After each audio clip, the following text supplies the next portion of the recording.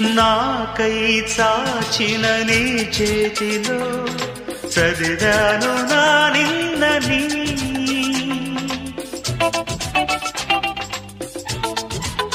ఓ నాకై చాచిన నీ చేతిలో చదివాను నా నిన్నని. నాతో సాగిన నీ అడుగులో చూశాను మన రేపుని.